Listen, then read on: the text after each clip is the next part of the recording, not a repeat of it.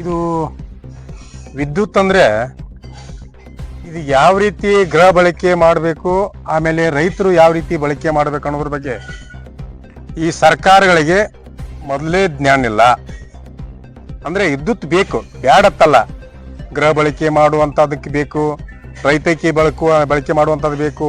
ಪ್ರತಿಯೊಂದು ಬಿಸ್ನೆಸ್ ಮಾಡೋದಕ್ಕೆ ವಿದ್ಯುತ್ ಅನ್ನು ಬಳಕೆ ಮಾಡಲೇಬೇಕು, ಇದರಲ್ಲಿ ಎರಡನೇ ಪ್ರಶ್ನೆ ಇಲ್ಲ. ಆದ್ರೆ ಗ್ರಾಹಕ ಮತ್ತು ರೈತ ಯಾವ ರೀತಿ ಬಳಕೆ ಮಾಡ್ತಾನ, ಅದಕ್ಕೆ ಹೆಂಗ್ ಬೇಕು ಅನ್ನೋದ್ರ ಬಗ್ಗೆ ಈ ಸರ್ಕಾರಗಳಿಗೆ ಅದನ್ನ ತಿಳುವಳಿಕೆಯನ್ನ ಕೊಡ್ಬೇಕಾಗಿತ್ತು. ಯಾಕಂದ್ರೆ ಈಗ ಇವ್ರು ಮೀಟರ್ ಕುಂಡಿಸ್ತೀವಿ ಅಂತ ಹೇಳ್ತಾರೆ ಇವ್ರು. ಅಂದ್ರೆ ತಿಂಗಳಕ್ಕೆ ಇಟ್ಟು ಬಿಲ್ ಬರಬೇಕು ಅನ್ನುವಂಥದ್ದು ಖಾಸೀಕರಣ ಮಾಡಿ ಅದನ್ನ ವ್ಯಾಪಾರೀಕರಣ ಮಾಡಕ್ ಹೊರಟಾರ ಇವ್ರು.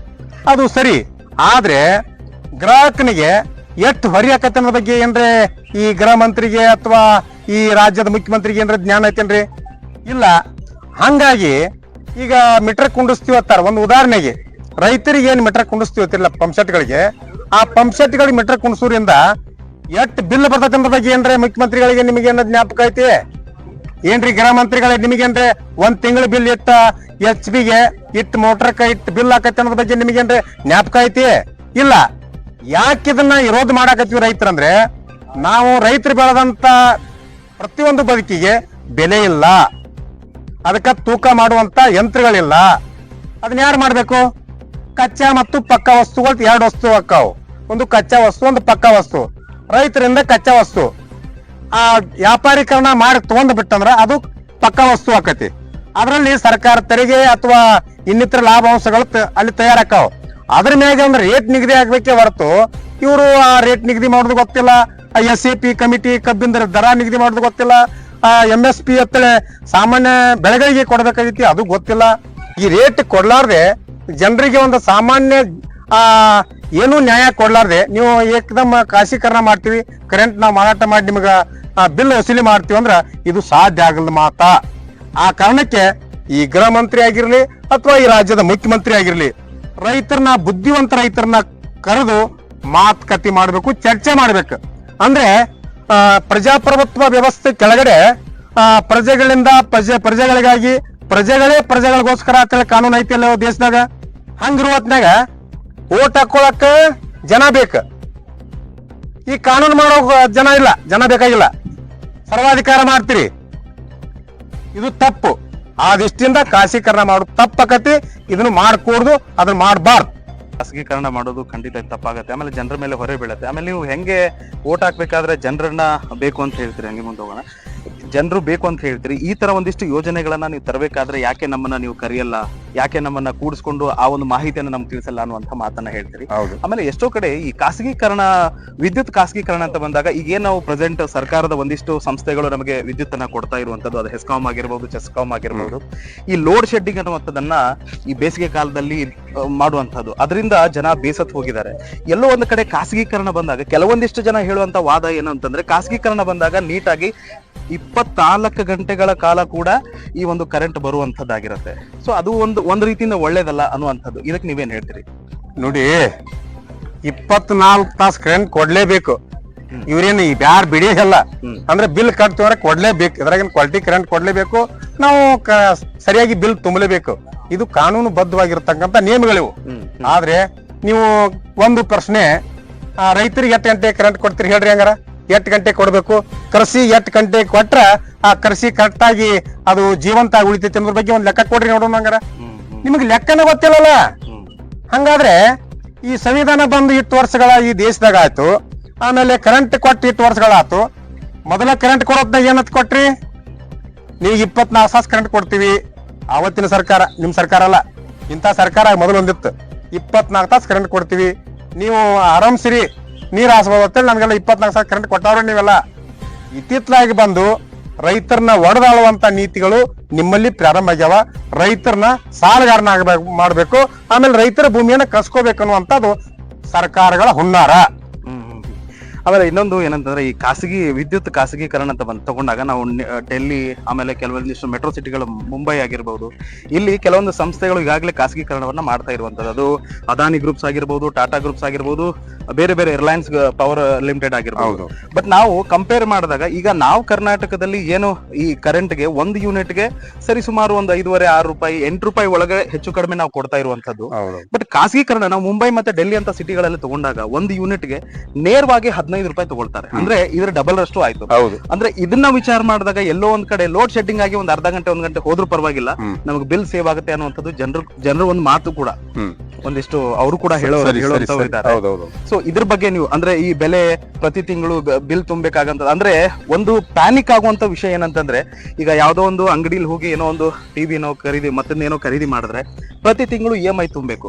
ಒಂದ್ ವೇಳೆ ನಾಳೆ ಈ ವಿದ್ಯುತ್ ಖಾಸಗೀಕರಣ ಆದಾಗ ರೇಟ್ ಬಂದ್ಬಿಟ್ಟು ಇವಾಗ 100 ರೂಪಾಯಿ ತುಂಬ್ತಿದ್ರೆ ಅವಾಗ 500 ರೂಪಾಯಿ 400 ರೂಪಾಯಿ ಹಿಂಗ ಆಯ್ತು ಅಂದ್ರೆ ಪ್ರತಿ ತಿಂಗಳು ಅದು ತುಂಬಲಿಲ್ಲ ಅಂತಂದ್ರೆ ವಿದ್ಯುತ್ ಸಡನ್ ಆಗಿ ಪವರ್ ಆಫ್ ಆಗ್ಬಿಡುತ್ತೆ. ತುಂಬವರೆಗೂ ಮತ್ತೆ ಸ್ಟಾರ್ಟ್ ಆಗಲ್ಲ ಅನ್ನುವಂತ ಮಾತುಗಳು. ಸೊ ಇದ್ರ ಬಗ್ಗೆ ನೀವು ಹೇಳೋದಾದ್ರೆ, ಈಗ ಒಂದ್ಸರ ಕಮರ್ಷಿಯಲ್ ವ್ಯವಹಾರ ಬೇರೆ ನಿಮ್ಗೆ ಗೊತ್ತಿರ್ಲಿ. ಕಮರ್ಷಿಯಲ್ ವ್ಯವಹಾರ ಬಿಸ್ನೆಸ್ ಇರ್ತೈತಿ ಅಲ್ಲಿ. ಅಥವಾ ಒಂದು ಉದಾಹರಣೆಗೆ ಅಲ್ಲಿ ಒಬ್ಬ ಗೌರ್ಮೆಂಟ್ ಜಾಬ್ ಮಾಡ್ತಾನ ಮನುಷ್ಯ. ಗೌರ್ಮೆಂಟ್ ಜಾಬ್ ಮಾಡೋ ಮನುಷ್ಯನ ಅವಾಗ ಆ ಮೀಟರ್ ಕುಣಿಸ್ಲೇಬೇಕು. ಅದ್ ಎಷ್ಟು ಕರೆಕ್ಟ್ ಆಗಿ ಅವಾಗ ಎಷ್ಟು ಯೂನಿಟ್ ಇಟ್ಟಿಗ ಬಿಲ್ ಆಗ್ಬೇಕಂತ ಅದ್ ಕೊಡ್ಲೇಬೇಕು. ಇದು ನಿಯಮ. ಆಮೇಲೆ ಈಗ ಏನ್ ನಾವು ಸಾಮಾನ್ಯ ಜನರಿಗೆ ಬಡವರಿಗೆ ಕೊಡುವಂತದಾಗ್ಲಿ ಅಥವಾ ರೈತರಿಗೆ ಕೊಡುವಂತದಾಗ್ಲಿ ಅದಕ್ಕೆ ಬೆಲೆ ಕಟ್ಟಿದ್ರಿ ಅವ್ರದ್ದು. ಬೆಲೆ ಕಟ್ಟ್ರಿ ಪರವಾಗಿಲ್ಲ, ಅದ್ರ ಬೆಲೆ ಕಟ್ಟಿದ್ಮೇಲೆ ಅದ್ರ ಚರ್ಚೆ ಮಾಡ್ಬೇಕೆ ಹೊರತು ಅದಕ್ಕೆ ಬೆಲೆನೇ ಇಲ್ಲವಲ್ಲ. ಈಗ ಕೂಲಿ ಕಾರ್ಮಿಕರಿಗೆ ನೀವು ಮೀಟರ್ ಕುಣಿಸ್ಬಿಟ್ಟಿ ಅಂದ್ರ ಈಗ ತಿಂಗಳಿಗೆ 1500 2000 ಬಿಲ್ ಬತ್ತಂದ್ರ ಅವ್ನ ಕೂಲಿ ಆಗುದ ಅಷ್ಟೇ ಆಕತ್ತ, ಅವ್ನ ಹೊಟ್ಟೆ ತುಂಬಾ ಆಗುದಕ್ಕೆ ಅಷ್ಟ ಇರ್ತೈತಿ. ಮತ್ ನೀನು ಅದ್ರ ಡಬಲ್ ಬಿಲ್ ಆಗ್ಬಿಟ್ಟಂದ್ರ ಅದ್ರ ಜೀವನ ಹೆಂಗ? ಅವ್ರಿಗೆ ಸಾಮಾನ್ಯ ಜನರಿಗೆ ತೊಂದರೆ ಆಕತಿ. ರೈತ ಕುಲಕ್ಕಂತೂ ಬಹಳ ಮೋಸ ಆಕತಿ. ಇವರು ರೈತ ಕುಲದ ಬಗ್ಗೆ ಮಾತಾಡೋದಾದ್ರೆ ರೈತರ ಬಗ್ಗೆ ನೀವು MSP ಅಂದ್ರೆ ಏನು, SAP ಅಂದ್ರೆ ಏನು, ಈ ಕೃಷಿ ಅಂದ್ರೆ ಏನು, ಆ ಉತ್ಪಾದನೆ ಬಗ್ಗೆ ಮಾತಾಡ್ತಾ ಬರ್ರಿ.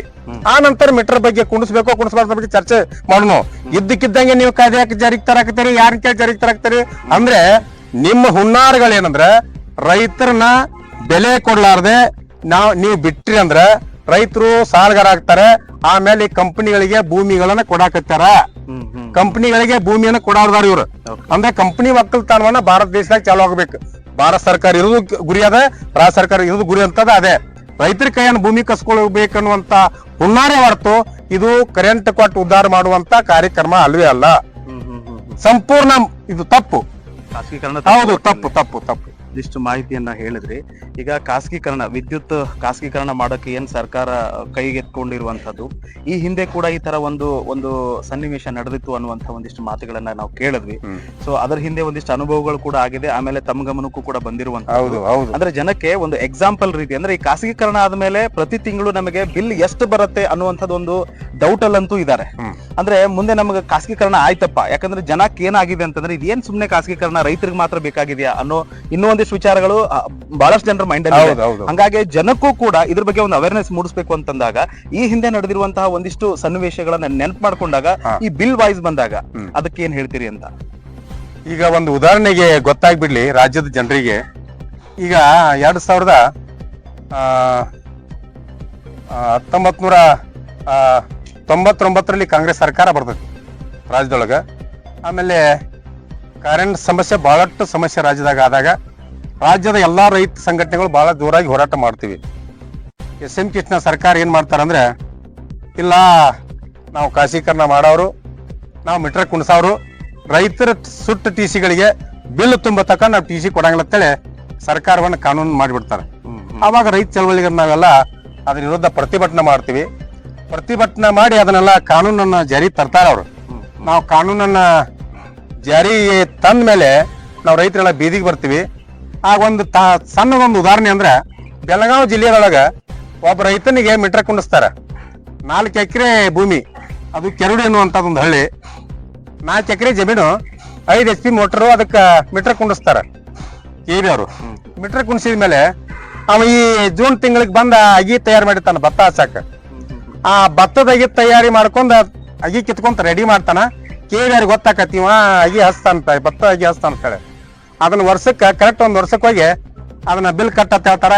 ಎಷ್ಟು ಆಗಿದ್ ಬಿಲ್ ಅಂತ ಕೇಳ್ತಾನ. 35,000 ರೂಪಾಯಿ ಬಿಲ್ ಬಂದೈತಿ ಹೇಳ್ತಾರ ಅವ್ರು. ಆವಾಗ ನನಗೆ ಬಿಲ್ ಕಟ್ಟಕ್ ಆಗೋದಿಲ್ಲ, ನನಗೆ ಪರಿಸ್ಥಿತಿ ಬಹಳ ಕೆಟ್ಟೈತಿ, ನನಗೆ ಬಿಲ್ ಕಟ್ಟಕ್ ಆಗೋದಿಲ್ಲ ರೈತ ಹೇಳ್ತಾನ. ಅವ್ರೊಂದು 2-3 ಕಂಬದ ತಂತಿಯನ್ನ ತಗೊಂಡೋಗಿ ಬಿಡ್ತಾರೆ KV ಅವರು.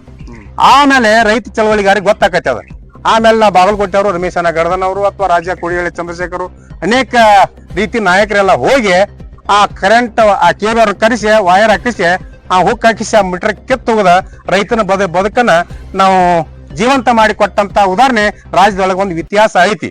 ಆ ದೃಷ್ಟಿಯಿಂದ ಒಬ್ಬ ಸಾಮಾನ್ಯ ರೈತನ 5 HP ಇರ್ತಕ್ಕಂತ ಈ 20 ವರ್ಷದ ಹಿಂದೆ ನಾ ಹೇಳುದು ಈ ವರ್ಷ ಇಲ್ಲಿ ತಕ ಲೆಕ್ಕ ಹಾಕಿದ್ರೆ ಎಷ್ಟು ಡಬಲ್ ಆಕತಿ ಬಿಲ್ ಅನ್ನೋದ್ರ ಬಗ್ಗೆ ಒಂದ್ ಕಲ್ಪನೆ ಇಟ್ಕೋಬೇಕು.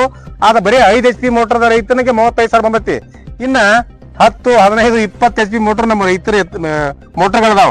ಈ ರೀತಿ ಡಬಲ್ ಬಿಲ್ ಆದ್ರ ರೈತ ಬದುಕ್ತಾನೆ ಹೆಂಗ ಅನ್ನೋದ್ರ ಬಗ್ಗೆ ರೈತರು, ಈ ನಾಡಿನ ರೈತರು, ಸಮಸ್ತ ರೈತರು ಅರ್ಥ ಮಾಡ್ಕೋಬೇಕು ಇದನ್ನ. ಈ ಖಂಡಿತ ಇದಾದಂತ ಉದಾಹರಣೆ ನಮ್ಮ ಮುಂದನೆ. ಆಮೇಲೆ ನಾವು ಹೋರಾಟ ಮಾಡಿದ್ವಿ. ಅದೇ SM ಕಿತ್ತ ಸರ್ಕಾರ ರಾಜ್ಯದಾಗ ಸರ್ಕಾರಕ್ಕೆ ಸವಾಲ್ ಹಾಕಿ ನಾವು TCಗಳು ತುಂಬಿದೀವಿ. ಆ ನಂತರ 2004ಕ್ಕೆ ಸರ್ಕಾರ ಕೊನೆ ಅಂತ ಬಂತು. ಆವತ್ತಿನ ಸರ್ಕಾರ 6,500 ಕೋಟಿ ರೂಪಾಯಿ ಏನ ರೈತರ ಪಂಪ್ಸೆಟ್ಗಳ ಮ್ಯಾಗ ಏನ್ ಬಾಕಿ ಇತ್ತಲ್ಲ ಅದನ್ನ ಸೂಟ್ ಮಾಡಿ ನಾನು ಇಲ್ಲಿ ಇನ್ನಿ ಮೇಲೆ ಫ್ರೀ ಕೊಡ್ತಾನ ಅಂತೇಳಿ SM ಕಿಟ್ನ ಸರ್ಕಾರ ಘೋಷಣೆ ಮಾಡಿದಂತ ಉದಾಹರಣೆ ಇಲ್ಲಿ ಐತಿ. ಆಮೇಲೆ ಇದ್ದಕ್ಕಿದ್ದಂಗೆ ಕಾಂಗ್ರೆಸ್ ಸರ್ಕಾರಕ್ಕೆ ಮತ್ತೇನ್ ರೋಗ ಆಗೈತೆ ಗೊತ್ತಿಲ್ಲ, ಮತ್ತೀಗ ಜೀವಂತಾಗಿ ಇದರ ನಿಯಮಗಳ ಪ್ಲಾನ್ ಮಾಡಾಕತ್ತಾರ. DK ಶಿವಕುಮಾರ್ ಅವರೇ ಅಕಸ್ಮಾತ್ ಇದನ್ನ ಮುಂದುವರ್ಸಿದ ಕಾಯಂ ಆದ್ರೆ ನಿಮ್ಮ ಸರ್ಕಾರ ಅಲ್ಲ, ನಿಮ್ಮನ್ನ ಹಳ್ಳಿ ಒಳಗೂ ನಾವು ಅಡ್ಡಾಡಕ ಕೊಡುದಿಲ್ಲ, ಎಚ್ಚರಿಕೆ. ಕಂಪೇರ್ ಮಾಡಿದ್ರೆ ಬಹಳಷ್ಟು ಆಗತ್ತೆ ಅಂತ. ಹೌದೌದು. Okay, thank you. ಆಮೇಲೆ ಈಗೇನು ಕಾಂಗ್ರೆಸ್ ಸರ್ಕಾರ ಒಂದಿಷ್ಟು ಯೋಜನೆಗಳನ್ನ ಜಾರಿ ತಂದಿದೆ, ಅದರಲ್ಲೂ ಕೂಡ ಗೃಹ ಜ್ಯೋತಿ ಅನ್ನುವಂಥದ್ದು ಕೆಲವೊಂದಿಷ್ಟು ಯೂನಿಟ್ಗಳನ್ನ ನಾವು ಉಚಿತವಾಗಿ ಕೊಡ್ತೀವಿ ಅಂತ ಹೇಳಿದ್ದಾರೆ. ನಾಳೆ ಇನ್ ಕೇಸ್ ಏನಾದ್ರೂ ಖಾಸಗೀಕರಣ ಅಂತ ಬಂದಾಗ ಇದರಿಂದ ಏನಾದ್ರೂ ಜಾರ್ಕೊಳ್ಳುವಂತಹ ಪ್ರಯತ್ನ ಸರ್ಕಾರ ಮಾಡತ್ತಾ, ಅಥವಾ ಸರ್ಕಾರ ಹೇಳ್ದಂಗೆ ಖಾಸಗೀಕರಣ ಆದ್ಮೇಲೆ ಏನಾದ್ರೂ ವಿದ್ಯುತ್ ಈ ತರ ಕೊಡ್ಲಿಕ್ಕೆ ಸಾಧ್ಯ ಇದೆಯಾ ಅಂತ? ನೋಡಿ, ನಿಮಗೊಂದು ಗೊತ್ತಿರ್ಲಿ, ಇದೇನ ದೊಂಗೆ ರಾಜಕಾರಣದ ಮಾತುಗಳು ಫ್ರೀ ಯಾಕಂದ್ರಿ? ಯಾಕೆ ಕಾರಣಕ್ಕಂದ್ರಿ? ಫ್ರೀ ಅಂದ್ರೆ ಬೆಲೆ ಜಾಸ್ತಿ ಆಕತ್ತಲ್ಲ, ಯಾಕೆ ಮಾಡಿದ್ರಿ? ಬೆಲೆ ಜಾಸ್ತಿ ಆದ್ರೆ ಯಾರಿಗೆ ಹೊರೆ? ಗ್ರಾಹಕರಿಗೆ ಹೊರೆ. ಗ್ರಾಹಕನಿಗೆ ಏನ್ ಹೇಳ್ತೀರಿ? ನಾವು ಕರೆಂಟ್ ಫ್ರೀ ಕೊಟ್ಟಿರ್ತೀರಿ. ಅದೆಲ್ಲ ನಿಜವಾದದ್ದಲ್ಲ, ಜನರನ್ನ ಮೋಸಗೊಳಿಸುವಂತದೇ ಹೊರತು ಜನರು ಉದ್ಧಾರಕ್ಕೆ ಮಾಡೋದಕ್ಕಂತದಲ್ಲ. ಅದು ಭಾರಿ ಅಪಾಯಕಾರಿ, ಅದು ಒಳ್ಳೇದಲ್ವೇ ಅಲ್ಲ.